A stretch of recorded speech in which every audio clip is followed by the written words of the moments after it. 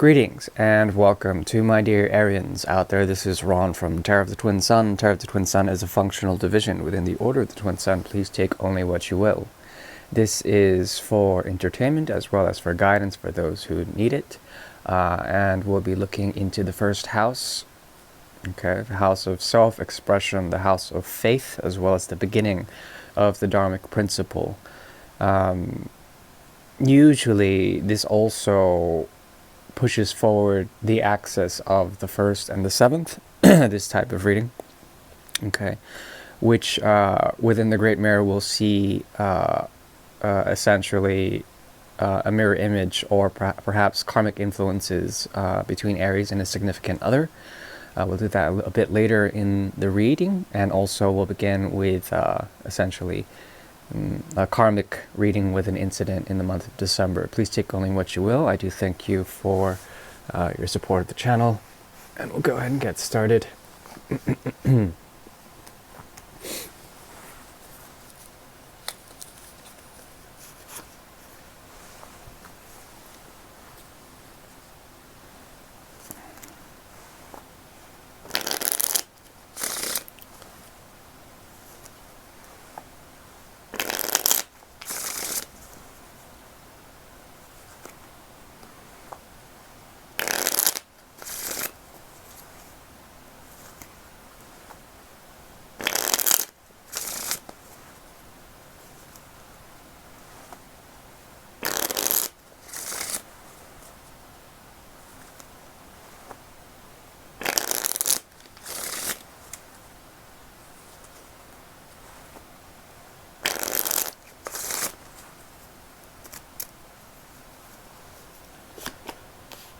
So,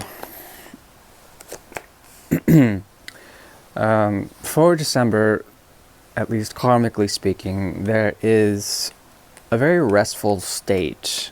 Not much going on in terms of the operations of the mind. There's a crystallization here, a lot you've been through already, and essentially there's a still point, a meditative nexus, a point of calm, okay?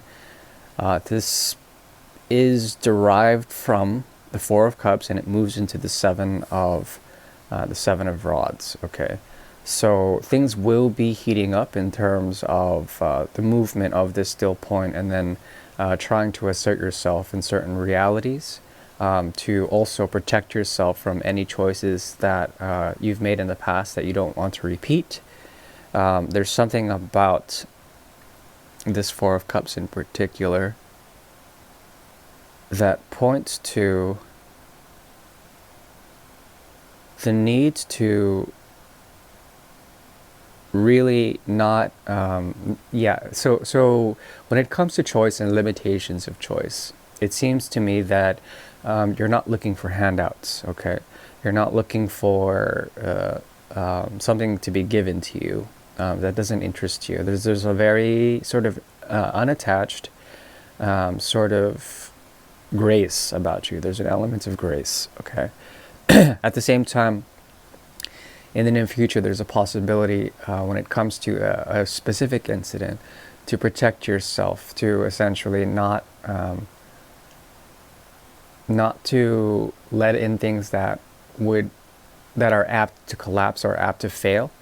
I think you have a good fail-safe mechanism in this, but then it's also a bit self-sabotaging when it comes to new opportunities. You've made the choice to essentially refrain from a way of thinking or a way of being given something, and perhaps there's a closed-off energy when it comes to also receiving forms of love or perhaps even affection. And it's important to note that what is leading up to this. Okay, I see. If you feel like you are extremely independent in the month of December, if there's a need to become independent, to become your own, this will be a very conscious choice. You will let that occur. The thing is that all the choices before that, all the opportunities before that, have led to a point where you've been able to see why things have generally been uninspiring, or perhaps there is a sense of collapse in it all and you just don't want to participate. This can do with financial structures outside of yourself, systems of commerce, anything ruled by Venus, relationships, your art, anything that is also relating to authenticity. I think here's the thing. If there are people who are still behaving even though it is inauthentic, you may see it as inauthentic, there still is a degree of authenticity in that inauthenticity. Okay? Even if people are operating in such a way that they're insincere, that is a sincere form of insincerement. And that is something to possibly realize. Maybe that's something that you're coming to realize, that there's a need for of being still and for making the choice to choose something else, especially if it comes to you, essentially in the month of December, coming up with ways to maneuver around or to understand from a distance people who are essentially not for your greater good, not for your higher purpose, whatever that may be. And perhaps in general, there is a sense that there is a frailness or a collapse of the human condition, wherein these people cannot surpass their own limitations when it comes to the progress of their own evolution. And perhaps you should look deeply within. When it comes to this, the advice is to look to your own reality, to look to your own authority, to your own control, and your own ability to reserve or conserve your own resources, to become a master of that. Okay, this will very much help. There's a sense that grounding is needed also when it comes to this. Now, on the incidental level, we'll look into that in a bit more depth and clarity.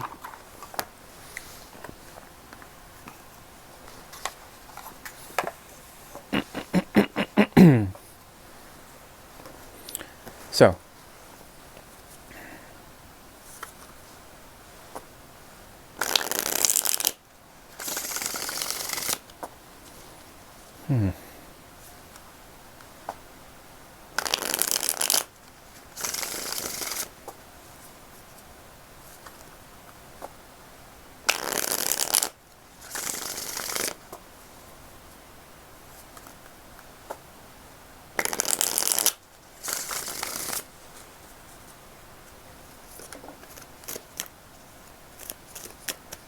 okay.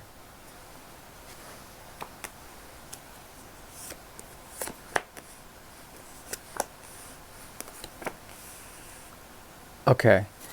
So we have two major arcana cards here, Fortune as well as the Hierophant. Between them is the King of Cups. The King of Cups is looking back at what has occurred in terms of the Ten of Pentacles. Okay. So this has to do with belonging, trying to belong in a certain place, being caught in between two different worlds. One in which you are using your creative force to bring forward and to give to those who deserve it, give to those who are calling, give to those who represent in a futuristic way how these people will provide for you a sense of tethering the above and the below, the physical gross world, the 3D reality we live in, and its connection to something greater. You're willing to devote, there's an element of devotion to you right now in December. And in one incident, in one sort of experience, there will be a need to be devoted to someone who will provide for you a sense of clarity to this element of devotion that's in you. And devotion is different from love. Devotion is an all-encompassing need to sacrifice one's own efforts, okay? To give effort to a higher cause or a dharmic principle in order so that there would be some form of release or an exhaustion of certain karmas, okay? But the king, even though he is devoted to something greater, something that is more sublime in nature, that's Aries energy for now, The king is looking back and looking to the pentacle that is exhibited in the Wheel of Fortune, the primary pentacle. Okay, it could be an ace. But this pentacle is revolving in such a way that the polarity of the pentacle essentially is going through ascension and descension in modes through modes of Uranus as well as Mercury. So essentially, there's a social understanding of your past when it comes to this incident that has to do with a place of work, a family situation, or perhaps the sort of changing face of humanity, the changing face of society, how that is shifting, how that is collapsing, how that is in need of a new iteration, a new sort of social understanding, a new social dynamics, a new social order, if you will. You're looking at that, but then you are poised to be devoted to something greater, something that is tied to the second house, okay? As well as it moves to the eighth. So transformation of, I would call it, your tastes, your most immediate resources, your monies, transforming all of this and giving to some form or another in order so that there would be a transmutation from the second to the eighth house, and there would be an activation, a very fixed activation towards some form of sublime realization.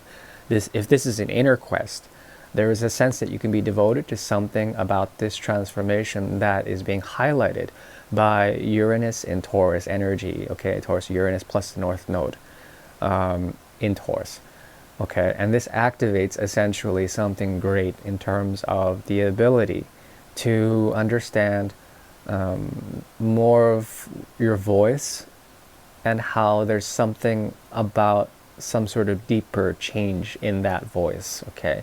How you voice things is essentially how you bring magic into the world, how do you iterate or you utter something essentially casts some form of karma or action into play. And because of such, you have to be careful not to speak about the past, okay? About what has already occurred, and not to let that be a crutch in any way, shape, or form in terms of a post-pandemic world, in terms of something that has occurred on a global level or on a communal level, and to get through that, okay? That's the mystery of what's going on right now, at least in December.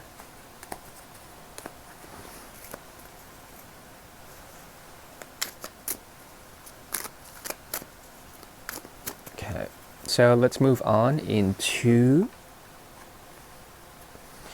Yeah, and it's important really to not invest into people's insincerities, okay? I mean, see it for what it is, but then to not dwell on it.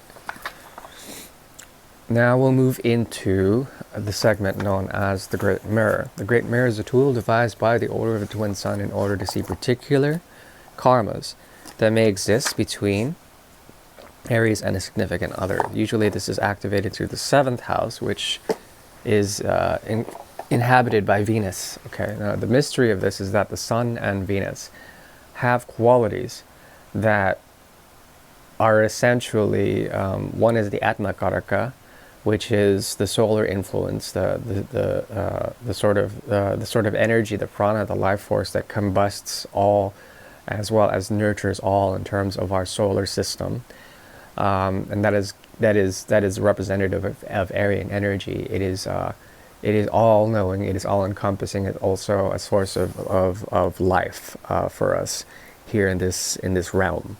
At the same time, the opposite of that is Venus, the second light, or the left path. Okay, and this is indicative of systems of information that are inherent to the opposite of Aryan energy, which is more like God energy. Okay, through solar worship or through solar deities. Okay, through the father symbol. Venus is undoubtedly the mother symbol. I mean, it could also be the moon, but Venus is the feminine aspect, the matriarchal aspect of the zodiac. And as you pull these people in, significant others, from an Aryan perspective, you may see or note that the seventh house and the yod formation that is pointing to the seventh house around the sixth and the eighth houses. Okay, there's a transformation that these people bring forward in your energy, in that they try to balance out something about you that would promote some form of inspiration of faith, or a bridge between the 12th and the second houses. Okay. The difference of all of that creates a very interesting karma that points to primarily situations with soul others. Okay, that Aryans approach, that force them into modes of transformation. Okay, primarily transformation, but it's through the devotion to daily life, to ritual life, to work especially. Okay. And this gives you the extra verve to understand this person, this dynamic. It's a very interesting complexity. But at the same time,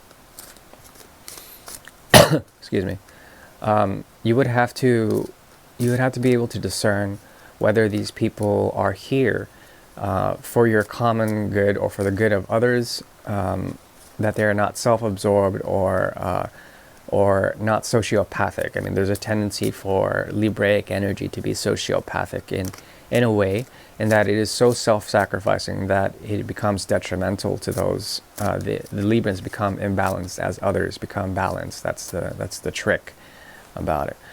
Anyway, that is a huge digression. Let's move into the Great Mirror.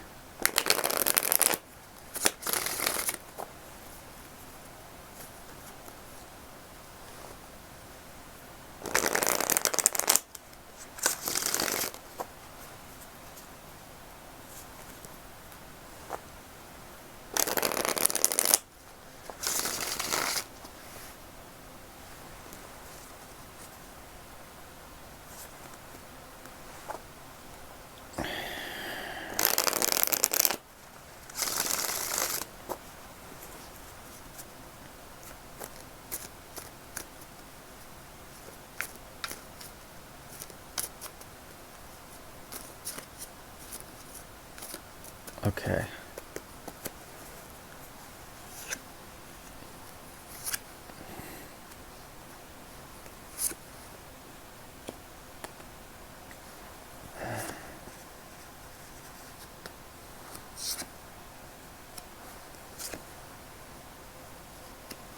Okay, I think you may be dealing with someone on a conscious level, with someone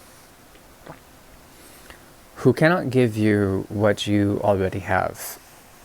Okay, if your cup is full, there's no need to receive anymore.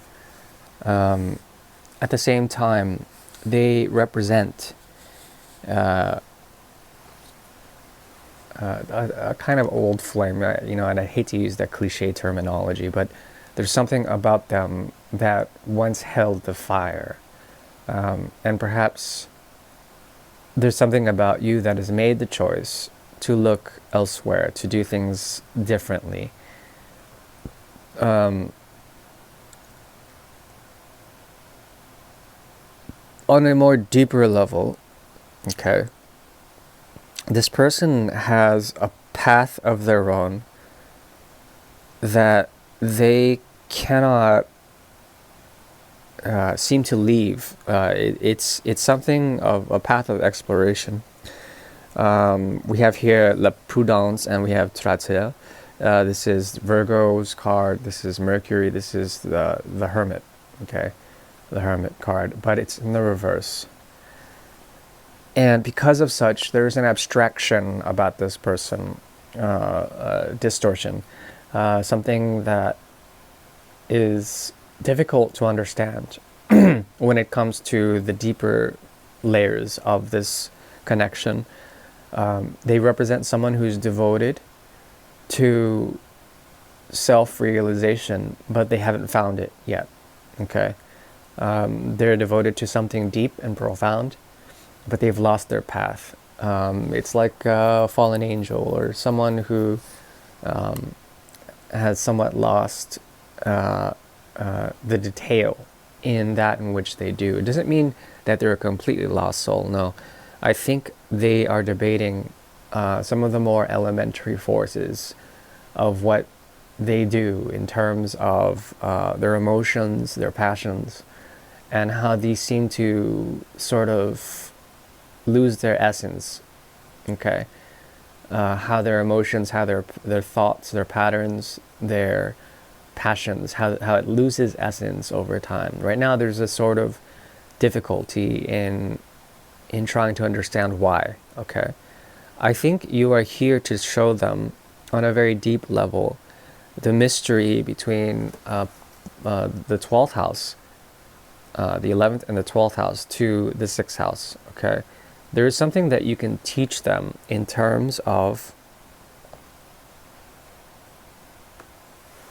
the Hanged Man's energy and also the 12th house energy. This is the Hanged Man in this deck. It's a very interesting Hanged Man.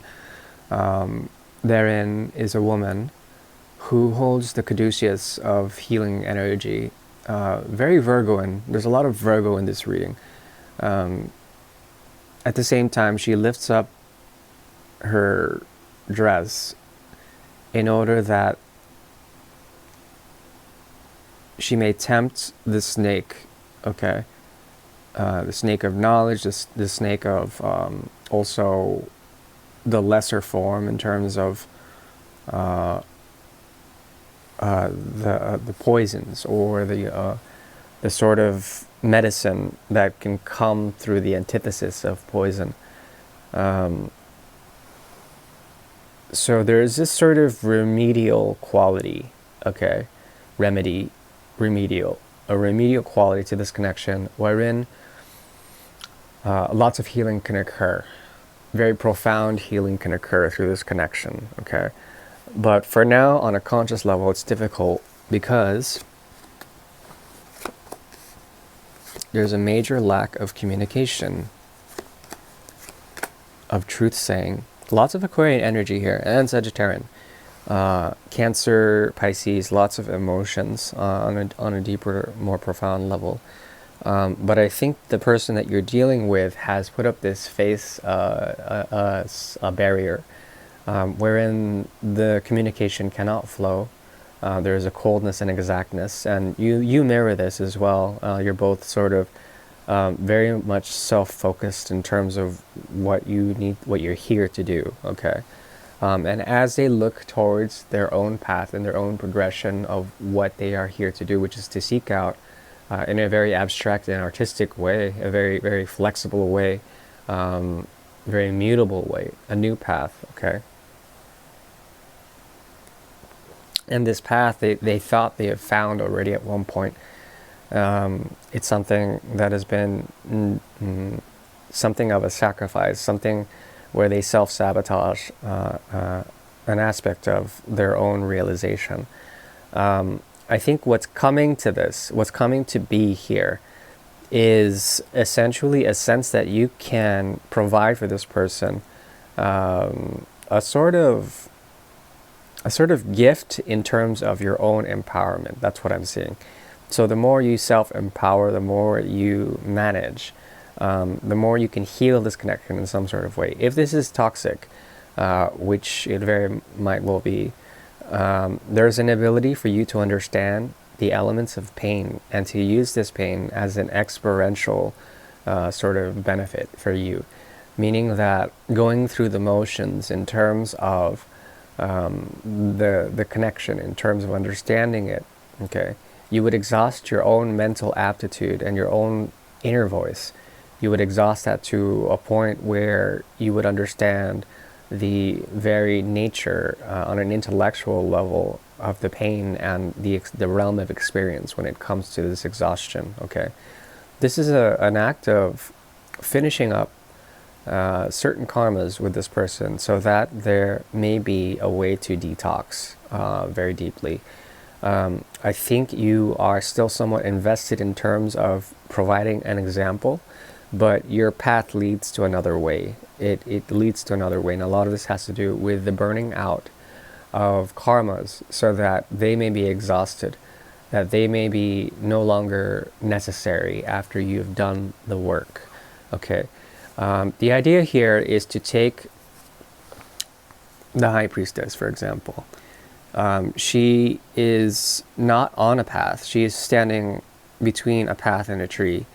And she's got these auric rings around her. She cannot be penetrated.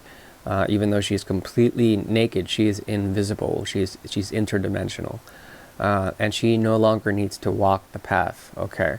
Because she knows there's something that, there's an inner voice here that needs to be understood. There's a mystery when it comes to this connection that has to do with all of this virginal left-hand influence, wherein there's an ability to essentially to let go and to detach and to also be very much focused on healing, okay?